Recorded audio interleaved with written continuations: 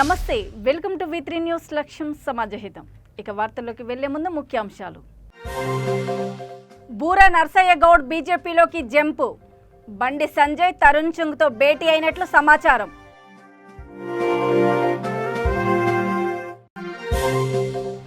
జాతీయ స్థాయి kick boxing కు జాదవ్ గౌరీ ఎంపిక. జడ్చెర్ల నుంచి జాతీయ స్థాయికి ఎదిగిన గౌరీ.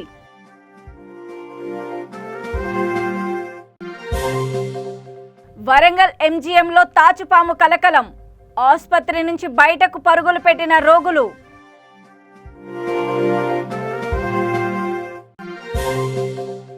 విశాఖ గర్జన నిర్వహణపై సమావేశమైన మేధావులు. పాల్గొన్న నేతలు, మంత్రులు, ఎమ్మెల్యేలు, ఎమ్మెల్సీలు. టీఆర్ఎస్ మాజీ ఎంపీ బూర నర్సయ్య గౌడ్ బీజేపీలో చేరే అవకాశం ఉంది. ఆయన నిన్న రాత్రి ఢిల్లీలో బండి సంజయ్ తరుణ్ చుంగ్తో భేటీ అయినట్లు సమాచారం. టీఆర్ఎస్లో మునుగోడు సీటు ఆశించి విఫలం కావడంతో ఈ నిర్ణయం తీసుకున్నట్లు తెలుస్తోంది.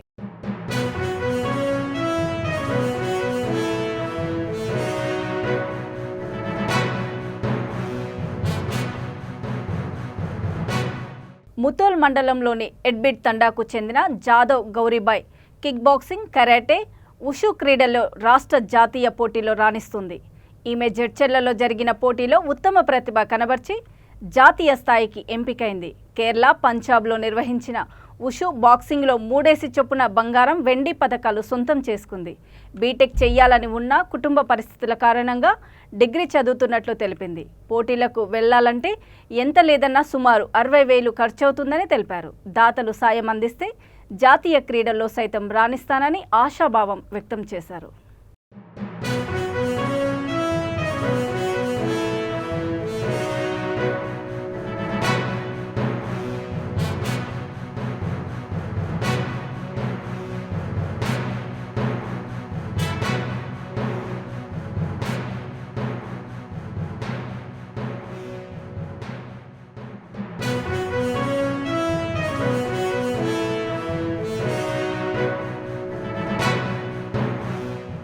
వరంగల్ ఎంజీఎంలో తాచుపాము కలకలం రేపింది. ఫీవర్ వార్డులోకి పాము రావడంతో రోగులు, సిబ్బంది ఆందోళనకు గురై ఆసుపత్రి నుంచి బయటకు పరుగులు పెట్టారు. వెంటనే అప్రమత్తమైన ఆసుపత్రి సిబ్బంది ఎంతో చాకచక్యంతో పామును పట్టి బయట విడిచిపెట్టారు. గతంలో ఎలుకలు కొరికి రోగి మృతి చెందిన ఘటన మరవక ముందే వార్డులో పాము ప్రత్యక్షం కావడంతో రోగులు ఆందోళన చెందుతున్నారు.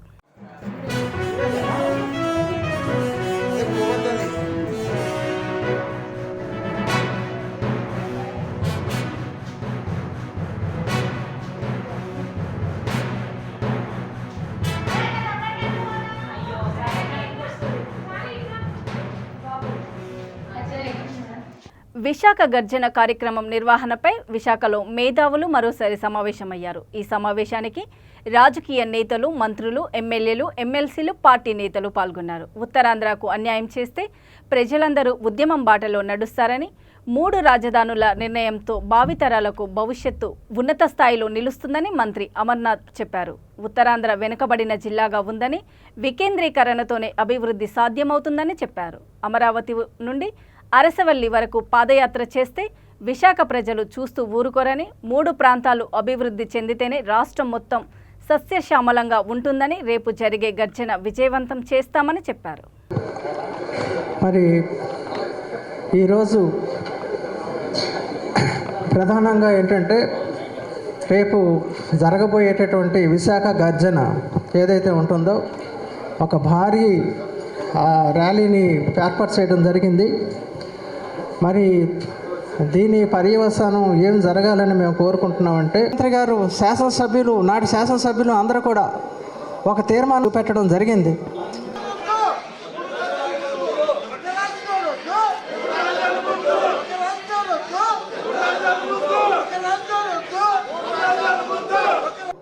ఈ రోజున గౌరవమైనటువంటి జగన్మోహన్ మరి ఆ విధంగా పెట్టుబడులు రావాలన్నా, పరిశ్రమలు రావాలన్నా వెనుకబడినటువంటి ఉత్తరాంధ్ర గౌరవనీయులు ముఖ్యమంత్రి జగన్మోహన్ రెడ్డి గారు తీసుకున్నటువంటి సాహసోపేత నిర్ణయానికి అందరం కలిసికట్టుగా ఎస్సీ, ఎస్టీ, బీసీ, మైనారిటీ వర్గాలు అందరూ మద్దతు తెలుపుతూ కావాలి. విశాఖ గర్జించిందా, ఉత్తరాంధ్ర ఉరిమిందా అనే రీతిలో పెద్ద ఎత్తున విశాఖ గర్జన రేపు ఉదయం 9 గంటల ప్రారంభమవుతున్నటువంటి తరుణంలో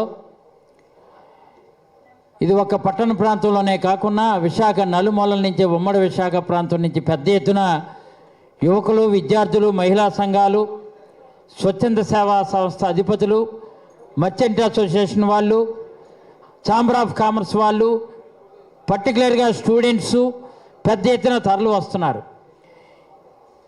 ఈ వేదిక మీద ఉన్నటువంటి జాయింట్ యాక్షన్ కమిటీకో లేదా ఈ ప్రాంతంలో ఉన్నటువంటి ప్రజానికనో కాదు, ఈ ప్రాంతంలో రాబోయేటువంటి తరాల కోసం చేస్తున్నటువంటి పోరాటం.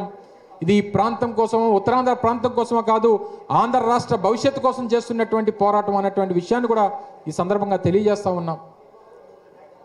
ఈరోజు అనేక సందర్భాల్లో ఈ ఉత్తరాంధ్ర ప్రాంతం వెనుకబాటుతనం గురించి అనేక కమిటీలు చెప్పినాయి. తెలంగాణ ఉద్యమం జరిగినప్పుడు వేసినటువంటి శ్రీకృష్ణ కమిటీ చెప్పింది. శ్రీకృష్ణ కమిటీని కాన్స్టిట్యూట్ చేసినప్పుడు వేసినటువంటి కమిటీ తెలంగాణ ప్రాంత వెనుకబాటుతనం గురించి, ఆంధ్ర రాష్ట్ర పరిస్థితుల గురించి కమిటీ రిపోర్ట్ ఇవ్వమని అంటే, అసలు మీరు మమ్మల్ని తెలంగాణ కోసం కాదు, ముందు ఉత్తరాంధ్ర ప్రాంత సంగతి చూడండి, ఈ తెలంగాణ ప్రాంతం కన్నా వెనుకబాటుతనంలో ఉత్తరాంధ్ర ప్రాంతం మరింత వెనుకబాటుతనంలో ఉందని చెప్పినటువంటి సందర్భాలు చూసాం. ఈరోజు మేము మా ప్రాంతమే కాదు, మాతో పాటు అమరావతి బాగుండాలి, మాతో పాటు రాయలసీమ ప్రాంతం బాగుండాలి, అన్ని ప్రాంతాలకి మంచి జరగాలనేటువంటి కోరికతో చేస్తున్నటువంటి పోరాటం, మాతో పాటు అందరూ బాగుండాలని చెప్పి చేస్తున్నటువంటి పోరాటం. తప్పకుండా అందరం కలిసికట్టుగా ఈ కార్యక్రమంలో భాగస్వాములు అవుతాం. దానికి మీ అందరి తాలూకా మద్దతు కోరడానికి ఈ జేఏసీ ఈరోజు మిమ్మల్ని అందరూ కూడా ఇక్కడికి ఆహ్వానించింది. తప్పకుండా మీరందరూ కూడా మద్దతు తెలుపుతారని చెప్పి బలంగా నమ్ముతా ఉన్నాం. ఈ పోరాటాన్ని బలంగా ముందుకు తీసుకెళ్తారని చూపించి ప్రపంచానికి చాటి చెప్పేటువంటి బాధ్యత మీరందరూ కూడా తీసుకుంటారని చెప్పి హృదయపూర్వకంగా మిమ్మల్ని అందరినీ కూడా కోరుకుంటూ సెలవు తీసుకుంటా ఉన్నాం. నెల్లూరు దర్గమిట్ట పోలీస్ స్టేషన్ దగ్గర ఉద్రిక్తత చోటు చేసుకుంది. ఎమ్మెల్యే ఆనం రామనారాయణ రెడ్డి పోలీసులతో వాగ్వాదానికి దిగారు. వెంకటగిరి ఎమ్మెల్యే ఆనంకి కోపం వచ్చింది. తప్పుడు ఫిర్యాదులపై తన అనుచరులను స్టేషన్కు తీసుకురావడంతో ఫైర్ అయ్యారు. పోలీసులతో వాగ్వాదానికి దిగారు. ఎలాంటి ఎఫ్ఐఆర్ నమోదు చేయకుండా స్టేషన్లో గంటల పాటు ఉంచడంపై మండిపడ్డారు. వేణుగోపాలస్వామి ఆలయ భూముల్లో అక్రమాలు జరిగాయని కొందరు పోలీసులకు ఫిర్యాదు చేశారు. వారి ఫిర్యాదుతో ఆలయ సిబ్బందిని పోలీసులు విచారణ కోసం స్టేషన్కు పిలిపించారు. రంగంలోకి దిగిన ఎమ్మెల్యే ఆనం స్టేషన్ చేరుకొని పోలీసులతో వాగ్వాదానికి దిగారు. ఏం విచారణ చేస్తున్నారంటూ మండిపడ్డారు. తప్పుడు ఆరోపణలపై విచారణ చేయకుండానే స్టేషన్కు ఎలా తీసుకెళ్తారని ప్రశ్నించారు.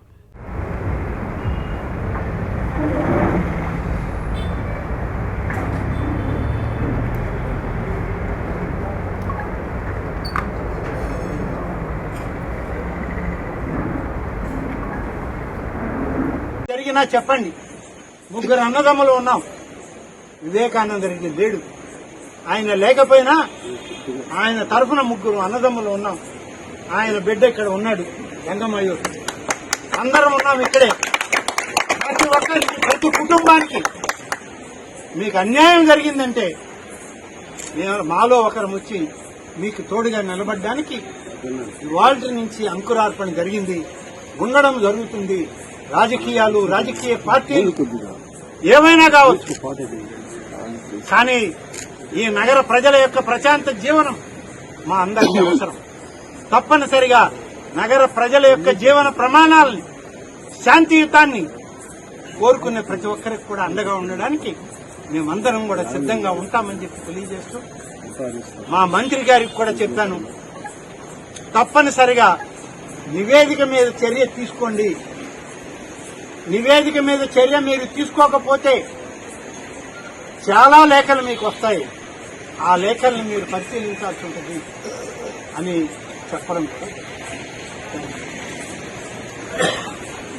Fort town police station limits లో ఒక ఎంక్రోచ్మెంట్ జరిగింది. ఎంక్రోచ్మెంట్ జరిగిన దాన్ని, అది ఆ స్థలం వచ్చి మా వేణుగోపాల స్వామి దేవస్థానం స్థలం. మీకు తెలుసు, వేణుగోపాల దేవస్థానం అంటే మాది హెరిడిటరీ ఫ్యామిలీ, మా ఫ్యామిలీ టెంపుల్ అది. వివేకానంద చైర్మన్ ఉన్నాడు, తర్వాత ఇప్పుడు చంద్రమౌళీశ్వర రెడ్డి చైర్మన్ ఉన్నాడు. ఆ గుడిసెని తొలగిస్తే గుడిసె వేసుకున్న అతను ఫోర్ట్ టౌన్లో కంప్లైంట్ ఇచ్చాడు. కంప్లైంట్ ఇస్తే మధ్యాహ్నం 3 గంటలకి ఇక్కడున్న మీ ఫోర్ట్ టౌన్ ఇన్స్పెక్టరు చైర్మన్ని, ఆఫీస్ మేనేజర్ని ఇద్దరిని తెచ్చి స్టేషన్లో పెట్టారు. నేను ఎస్పీని అడిగా, చెప్తానన్నారు వదల్లా. డిఎస్పీ కోటారెడ్డికి చెప్పినా చెప్తానన్నారు వదల్లా. నేనే ఇప్పుడు స్టేషన్కి వచ్చా, ఏం విచారిస్తారో విచారించి పంపండియా, మీరు విచారణ అయిన తర్వాతనే పోతామని. మేమేం విచారించాం, తీసుకెళ్ళిపోండి అంటాడు. ఏమి ఇది నాకు ఏమంటే బెదిరించి ఆ భూములను కబ్జా చేయడానికి చూస్తున్నట్టుందే తప్ప దానికి మీ డిపార్ట్మెంట్ వత్తాసు పలుకుతున్నట్టుంది అందరికీ. ఇది కరెక్ట్ కాదండి. ఏదైనా అవి చాలా విలువైన భూములు ఆ టెంపుల్కి సంబంధించి. ఆ విలువైన భూములను కాపాడడమే మాకు పెద్ద పని ఆ టెంపుల్లో. ఇవాళ ఆ భూములన్నింటినీ కూడా కాజేయడానికి కొంతమంది చూస్తుంటే దానికి డిపార్ట్మెంటే సపోర్ట్ చేస్తే పోలీసు వాళ్ళు చైర్మన్ తెచ్చి లోపల కూర్చోబెడతారండి. మధ్యాహ్నం 3 గంటల నుంచి ఇప్పుడు దాకా నేను స్టేషన్లోనే ఉన్నాను. నిర్మల్ జిల్లా ముతోల్ నియోజకవర్గంలో ఈ నెల 21న బాసర నుండి చేపట్టబోయే వైఎస్ షర్మిల ప్రజాప్రస్థాన యాత్ర ఏర్పాట్ల గురించి బైంసా విశ్రాంతి భవన్లో సమీక్షా సమావేశం నిర్వహించారు. సమావేశంలో ప్రజాప్రస్థాన యాత్ర రాష్ట్ర పరిశీలకులు చంద్రహౌస్ రెడ్డి, రఘునాథ్ రెడ్డి, ఉమ్మడి ఆదిలాబాద్ జిల్లా కోఆర్డినేటర్ బెజ్జంకి అనిల్ కుమార్, నిర్మల్ జిల్లా అధ్యక్షుడు లోక లక్ష్మారెడ్డి, మండల నాయకులు పాల్గొన్నారు. ఆ రోజు ఉద్యమ సమయంలో ఇంటికో ఉద్యోగం అని చెప్పారు, వాళ్ళే చెప్పారు. కానీ ఈరోజు నోటిఫికేషన్లు ఇవ్వడం, దాన్ని ఎవరిని ఒకరికి కోర్టుకు పంపడం, దాన్ని అలాగే ఆపుతుంది. కాబట్టి రైతుల పరిస్థితి రుణమాఫీ చేస్తా అన్నారు. ఒకే టైంలో రుణమాఫీ అంటే ఒక టైంలో చేయాలి. రాజశేఖర్ గారు ఏ విధంగా చేశారో ఆ విధంగా చేయాలి. కానీ ఈరోజు ఈ ప్రభుత్వం చేస్తుంది 4 దఫాలుగా చేస్తే ఆ చివరి దఫాకు వచ్చేసరికి అది వడ్డీకే సరిపోతున్నారు. ఆ విధంగా సమస్యలన్నింటినీ చూసి షర్మిలమ్మ గారు వైఎస్ఆర్ తెలంగాణ పార్టీ స్థాపించి నిరంతరంగా ప్రజల్లో ఉంటూ ఈరోజు ఆమె చేస్తున్న పాదయాత్రలో అనువనువు కూడా నేను కూడా తనతో పాటు పాదయాత్రలో కంటిన్యూగా కొనసాగుతూ ఉన్నాను. ప్రతి చోట కూడా అమ్మ మీ నాయన ఉన్నప్పుడు నాకు ఇల్లు వచ్చిందమ్మా, మీ నాయన ఉన్నప్పుడు నాకు ఆరోగ్యశ్రీలో ఆపరేషన్ అయిందమ్మా, మీ నాయన ఉన్నప్పుడు ఫీజు రియంబర్స్మెంట్లో నా కొడుకు ఇంజనీర్ అయిందమ్మా, ఈరోజు ఉద్యోగం చేస్తుండమ్మా. ఈ రకంగా ఈరోజు మైనార్టీ మిత్రులకు 4% రిజర్వేషన్ ఇచ్చి ఆ రకంగా ప్రతి ఒక్కరు కూడా ఆనాడు రాజశేఖర రెడ్డి చేపట్టిన సంక్షేమ కార్యక్రమాలని ఈరోజు ప్రజలు గుర్తు చేస్తూ ఉంటే ఆ సంక్షేమ పాలన కోసమే ఈరోజు షర్మిలమ్మ గారు పాదయాత్ర చేస్తూ ఉన్నారు. షర్మిలమ్మ గారి తిరిగి రాజశేఖర రెడ్డి సువర్ణ యుగాన్ని తీసుకురావాలి, ప్రజలందరికీ కూడా ఆనాటి మహానేత పాలనని మళ్ళీ చూపించాలన్న ఒక సంకల్పంతోనే ఈరోజు పాదయాత్ర చేస్తూ ఈ త్వరలో 22వ తారీఖు రోజు ముదోల్ నియోజకవర్గంలో వస్తున్నారు. దానికి అందరూ కూడా రాజశేఖర రెడ్డి గారి అభిమానులు, వైఎస్ఆర్ తెలంగాణ పార్టీ నాయకులు, కార్యకర్తలు, రాజశేఖర రెడ్డి గారిని అభిమానించే ప్రతి గుండె కూడా షర్మిలమ్మ పాదయాత్రని విజయవంతం చేయాలని చెప్పి ఈ సందర్భంగా నేను విజ్ఞప్తి చేస్తా ఉన్నాను. ఆ రోజు ఉద్యమ సమయంలో ఇంటికో ఉద్యోగం అని చెప్పారు, వాళ్ళే చెప్పారు. కానీ ఈరోజు నోటిఫికేషన్లు ఇవ్వడం, దాన్ని ఎవరిని ఒకరికి కోర్టుకు పంపడం, దాన్ని అలాగే ఆపుతుంది. కాబట్టి రైతుల పరిస్థితి రుణమాఫీ చేస్తా అన్నారు. ఒకే టైంలో రుణమాఫీ అంటే ఒక టైంలో చేయాలి. రాజశేఖర్ గారు ఏ విధంగా చేశారో ఆ విధంగా చేయాలి. కానీ ఈరోజు ఈ ప్రభుత్వం చేస్తుంది 4 దఫాలుగా చేస్తే ఆ చివరి దఫాకు వచ్చేసరికి అది వడ్డీకే సరిపోతున్నారు. ఆ విధంగా సమస్యలన్నింటినీ చూసి షర్మిలమ్మ గారు వైఎస్ఆర్ తెలంగాణ పార్టీ స్థాపించి నిరంతరంగా ప్రజల్లో ఉంటూ ఈరోజు ఆమె చేస్తున్న పాదయాత్రలో అనువనువు కూడా నేను కూడా తనతో పాటు పాదయాత్రలో కంటిన్యూగా కొనసాగుతూ ఉన్నాను. ప్రతి చోట కూడా అమ్మ మీ నాయన ఉన్నప్పుడు నాకు ఇల్లు వచ్చిందమ్మా, మీ నాయన ఉన్నప్పుడు నాకు ఆరోగ్యశ్రీలో ఆపరేషన్ అయిందమ్మా, మీ నాయన ఉన్నప్పుడు ఫీజు రియంబర్స్మెంట్లో నా కొడుకు ఇంజనీర్ అయిందమ్మా, ఈరోజు ఉద్యోగం చేస్తుండమ్మా. ఈ రకంగా ఈరోజు మైనార్టీ మిత్రులకు 4% రిజర్వేషన్ ఇచ్చి ఆ రకంగా ప్రతి ఒక్కరు కూడా ఆనాడు రాజశేఖర రెడ్డి చేపట్టిన సంక్షేమ కార్యక్రమాలని ఈరోజు ప్రజలు గుర్తు చేస్తూ ఉంటే ఆ సంక్షేమ పాలన కోసమే ఈరోజు షర్మిలమ్మ గారు పాదయాత్ర చేస్తూ ఉన్నారు. షర్మిలమ్మ గారి తిరిగి రాజశేఖర రెడ్డి సువర్ణ యుగాన్ని తీసుకురావాలి, ప్రజలందరికీ కూడా ఆనాటి మహానేత పాలనని మళ్ళీ చూపించాలన్న ఒక సంకల్పంతోనే ఈరోజు పాదయాత్ర చేస్తూ ఈ త్వరలో 22వ తారీఖు రోజు ముదోల్ నియోజకవర్గంలో వస్తున్నారు. దానికి అందరూ కూడా రాజశేఖర రెడ్డి గారి అభిమానులు, వైఎస్ఆర్ తెలంగాణ పార్టీ నాయకులు, కార్యకర్తలు, రాజశేఖర రెడ్డి గారిని అభిమానించే ప్రతి గుండె కూడా షర్మిలమ్మ పాదయాత్రని విజయవంతం చేయాలని చెప్పి ఈ సందర్భంగా నేను విజ్ఞప్తి చేస్తా ఉన్నాను. వరుస మోసాలకు పాల్పడుతున్న ఓ వ్యక్తిని నిర్మల్ జిల్లా బైంసా పట్టణ పోలీసులు అరెస్ట్ చేశారు. విలేకరుల సమావేశంలో ఏఎస్పీ కిరణ్ ఖారే వివరాలు వెల్లడించారు. పట్టణంలోని మదీనా కాలనీకి చెందిన మహమ్మద్ రిజ్వాన్ అలియాస్ జిషన్ కొన్నేళ్లుగా మోసాలకు పాల్పడుతూ వస్తున్నాడు. ఈ నెల 8న పట్టణంలోని జైదాన్ జ్యువెలర్స్లో బంగారం కొనేందుకు వచ్చి కత్తితో బెదిరించి పారిపోయినట్లు జ్యువెలర్స్ యజమాని ఆసిఫ్ పోలీసులకు ఫిర్యాదు చేశారు. దీంతో పోలీసుల విచారణలో రిజ్వాన్ మరో ఇద్దరిని మోసం చేసినట్లు వెల్లడైంది. सामने वाले आदमी से बात करेगा कि कैसे हो क्या है, तो बेसिकली एक विश्वास कैसे किया जाए, तो इसके लिए एक मोडस ऑपरेंडी इसने किया था. तो कंटिन्यूसली लास्ट 2-3 साल से, जब से कोरोना हुआ है तब से इसका एक मोडस ऑपरेंडी कंटिन्यूसली चल रहा है. तो इसमें पुलिस की तरफ से एक ऑलरेडी एक अच्छा जो स्कैम चल रहा था, फ्रॉड स्कैम, वो हमने किया है. इसमें जो टीम है जिसने एक अच्छे से मेहनत किया और एक प्रॉपरली रिकवरी करने के लिए मदद किया. इसमें टाउन इंस्पेक्टर प्रवीण कुमार, उसके बाद में घोष एसआई और साथ में कांस्टेबल गंगाधर और भूषण, ये लोग थे.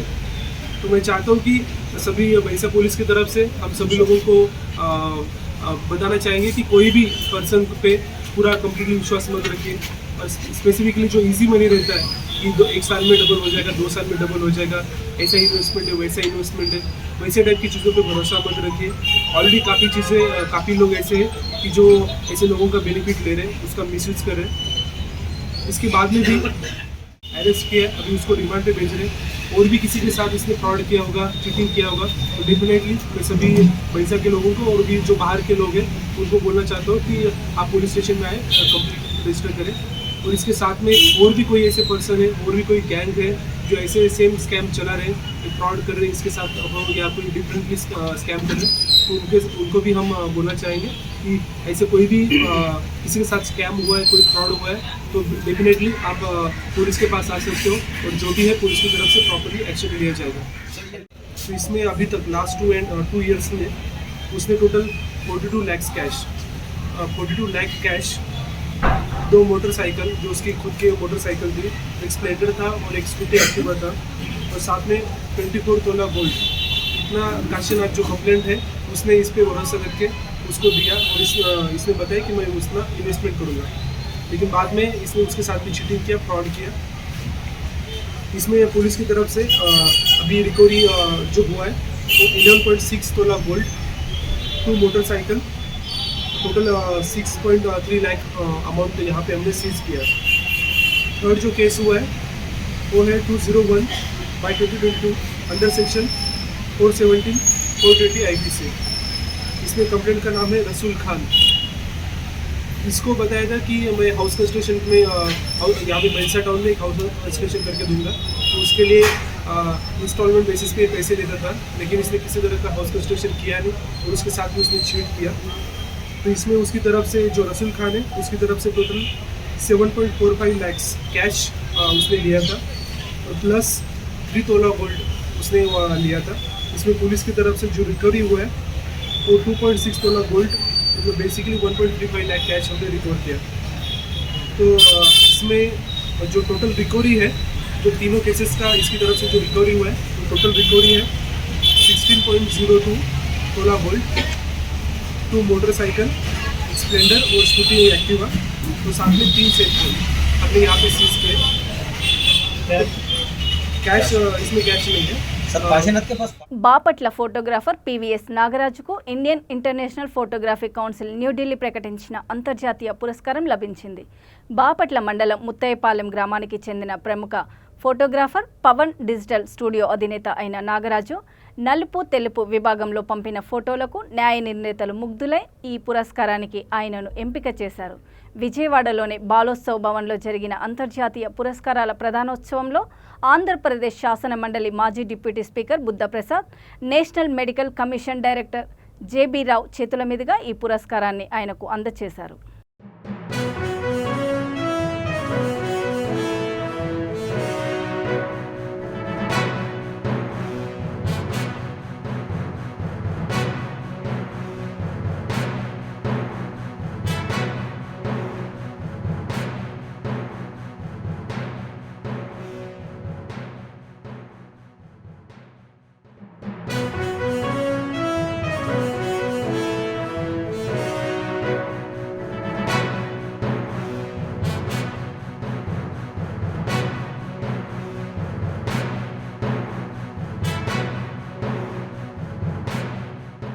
ఈ నెల 16న నిర్వహించే గ్రూప్ 1 పరీక్ష నిర్వహణకు జిల్లా వ్యాప్తంగా 14 కేంద్రాలు ఏర్పాటు చేశామని జనగామ జిల్లా కలెక్టర్ శివలింగయ్య తెలిపారు. ఈ పరీక్షకు 3410 మంది అభ్యర్థులు హాజరు కానున్నారని అన్నారు. తన కార్యాలయంలో ఆయన మీడియా సమావేశంలో మాట్లాడుతూ పరీక్ష రాసే అభ్యర్థులకు తగిన సూచనలు, సలహాలు ఇచ్చారు. అన్ని పరీక్ష కేంద్రాల వద్ద 144 సెక్షన్ అమల్లో ఉంటుందని చెప్పారు. అభ్యర్థులు హాల్ టికెట్తో పాటు Aadhaar card, voter card, PAN card, driving లైసెన్స్లో ఏ ఒక్కదానినైనా తీసుకురావాలని సూచించారు.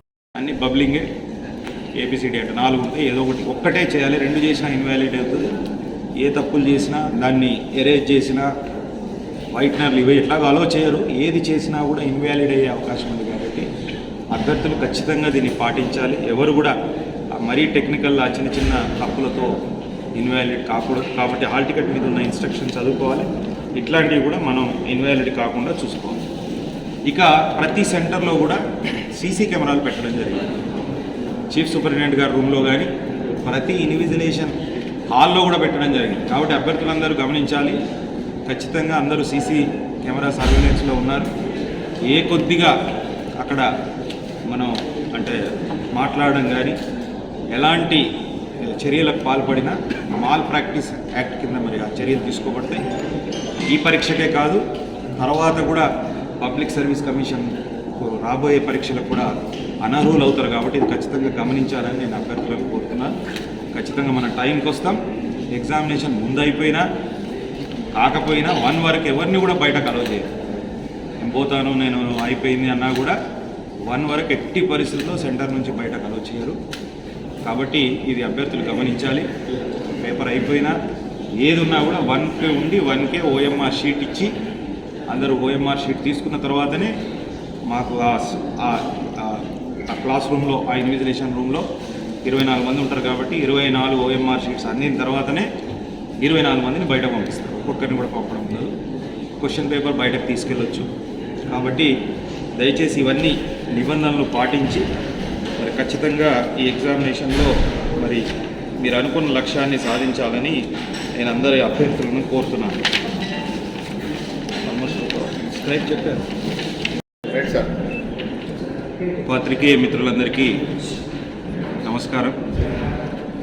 ఈరోజు ప్రత్యేకంగా మరి మిమ్మల్ని పిలిచి ఈరోజు ప్రెస్ మీట్ పెట్టడానికి కారణం ఈ ఆదివారం 16 అక్టోబర్ గ్రూప్ 1 ప్రిలిమినరీ ఎగ్జామినేషన్ ఉంది, అందరికీ తెలుసు. సో మన జిల్లాలో కూడా 14 సెంటర్లలో ఈ ప్రిలిమినరీ ఎగ్జామినేషన్ కండక్ట్ చేస్తున్నాం. ఈ 14 సెంటర్లు దాంట్లో 3 ప్రభుత్వ కాలేజీలు, ప్రభుత్వ సెంటర్స్, మిగిలిన 11 ప్రైవేట్ సెంటర్స్ ఉన్నాయి. మన జిల్లాకు 3410 మంది క్యాండిడేట్స్ని అలాట్ చేశారు. కాబట్టి ఈ సెంటర్లలో అన్ని ఏర్పాట్లు చేయడం జరిగింది. గత 15 రోజులుగా సెంటర్స్ విజిట్ చేయడం, సెంటర్లకు ప్రత్యేక అధికారులను నియమించడం, తర్వాత అన్ని సెంటర్లకు చీఫ్ సూపరింటెండెంట్ నియమించడం, అట్లాగే లైజనింగ్ ఆఫీసర్స్ను కూడా నియమించడం జరిగింది. తర్వాత ప్రతి రూమ్లో కూడా 24 మంది క్యాండిడేట్స్ వచ్చేటట్టుగా వారికి డ్యూయల్ డెస్క్లు అవి కూడా ఏర్పాటు చేయడం జరిగింది. కాబట్టి drinking water minimum facilities, toilets కానీ తర్వాత ఎలాంటి డిస్టర్బెన్స్ లేకుండా మంచి రూమ్స్, వెంటిలేషన్ ఉండేటట్టుగా కూడా ఏర్పాటు చేయడం జరిగింది. అయితే ముఖ్యంగా అభ్యర్థులు ఎవరైతే క్యాండిడేట్స్ ఎగ్జామ్ రాస్తున్నారో ఇమీడియట్గా హాల్ టికెట్స్ డౌన్లోడ్ చేసుకోవాలి. చాలామంది ఇంటికి వస్తాయి అనుకుంటారేమో, కొంతమంది కొత్త వాళ్ళు ఉండొచ్చు, బట్ ఇంటికి ఏం హాల్ టికెట్స్ పంపబడవు. మనకు tspsc.gov.in అనే వెబ్సైట్ ఉంది. సో ఆ వెబ్సైట్లో A4 సైజులో డౌన్లోడ్ చేసుకోమని చెప్పారు. A4 సైజ్ పేపర్లో డౌన్లోడ్ చేసుకోవాలి.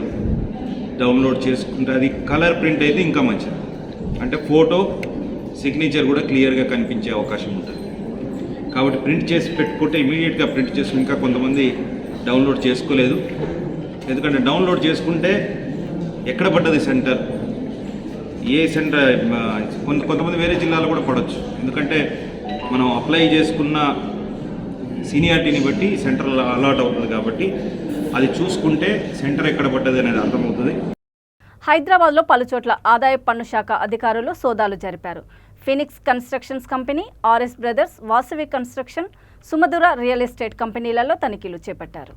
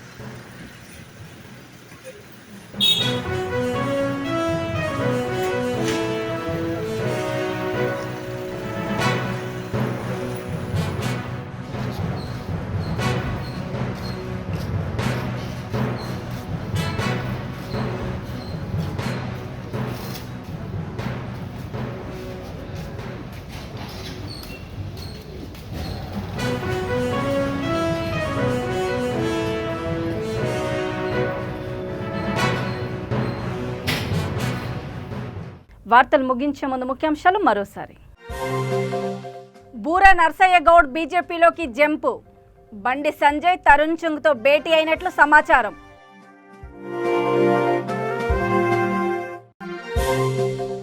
జాతీయ స్థాయి కిక్ బాక్సింగ్ కు జాదవ్ గౌరీ ఎంపిక. జడ్చెర్ల నుంచి జాతీయ స్థాయికి ఎదిగిన గౌరీ.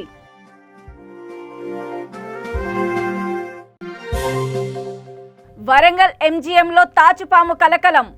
ఆసుపత్రి నుంచి బయటకు పరుగులు పెట్టిన రోగులు.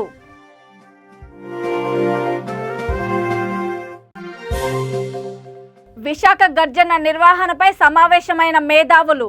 పాల్గొన్న నేతలు, మంత్రులు, ఎమ్మెల్యేలు, ఎమ్మెల్సీలు. చూస్తూనే ఉండండి V3 న్యూస్. లక్ష్యం సమాజహితం. నమస్తే.